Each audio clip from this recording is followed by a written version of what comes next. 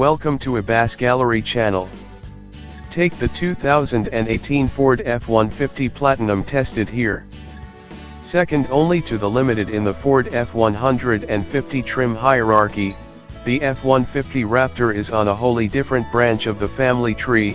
It sports an aluminum body and a 10-speed automatic transmission but relies on a naturally aspirated V8 for motivation.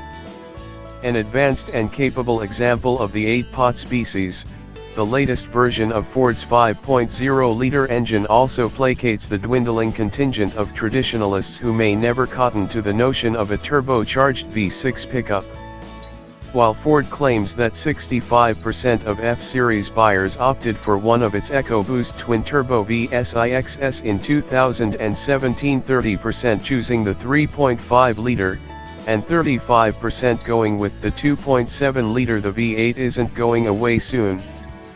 Rated at 395 horsepower and 400 lb-ft of torque, the 5.0-liter has been upgraded for 2018 with a port and direct fuel injection system to improve efficiency, drivability, and emissions, along with spray-in bore liners to squeeze as much mass out of the aluminum block as possible while enhancing durability.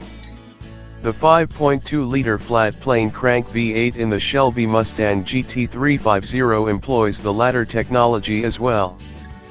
Producing 10 more ponies for 2018, the naturally aspirated V8 wins one for the old guard by eking out a 20 HP victory over Ford's 375 HP twin-turbo 3.5-liter EcoBoost V6. The celebration is short-lived, though, as the storied V8's torque figure falls a full 70 lb-ft shy of the EcoBoost's 470 lb-ft. Despite being somewhat grunt deficient versus the boosted 6, the upgraded V8 has little trouble returning solid results at the test track. Propelling the 5284-pound pickup from 0 to 60 miles per hour required just 5.9 seconds, only 0.2 seconds slower than the last 2017 F-150 with the 3.5-liter EcoBoost and 10-speed we tested. It's also a 0.4-second improvement over a 2016 F-150 Super Crew 4X4 with that year's less powerful V8 and 6-speed automatic. The 2018 V8 also ran the quarter mile in 14.4 seconds, matching the EcoBoost's time precisely. It even cleared the traps doing 98 mph 1 mph faster than the EcoBoost. The earlier V8 truck ran the quarter in 14.9 seconds at 95 miles per hour.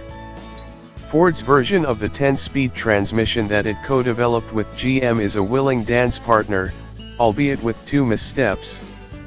First, intuitively squeezing the release and tugging the console-mounted shifter rearward frequently bypasses the weak detent for drive, and instead lands a notch rearward in the manual mode position, which inattentive drivers may not notice until the engine is spinning at a raucous 5,000 RPM in first gear. A more authoritative manual mode lockout would be welcome. A second issue involves harsh downshifts at speeds below 30 miles per hour. Lean into the accelerator aggressively from a slow roll, and the transmission occasionally rewards you with a clumsy and harsh downshift that's impossible to ignore. Our long-term F-150 Raptor with the same 10-speed shares both of these minor annoyances but has yet to throw a code or leave a trail of hardware on the road. The blue jeans metallic paint contrasts nicely with the interior's dark red Marsala leather seating and trim.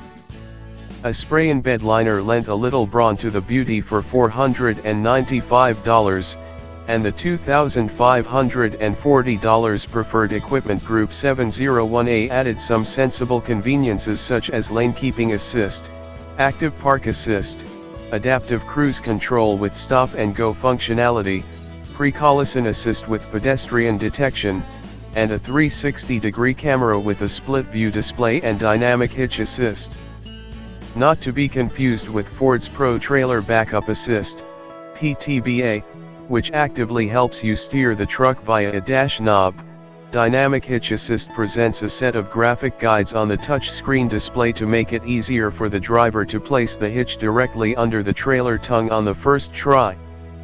Adding PTBA would require selecting the $995 trailer tow package or the $1,295 max trailer tow package. Speaking of towing, our test truck was rated to pull 9,000 pounds, but you can increase that rating up to 11,600 pounds by opting for the max trailer package and a 6.5-foot bed.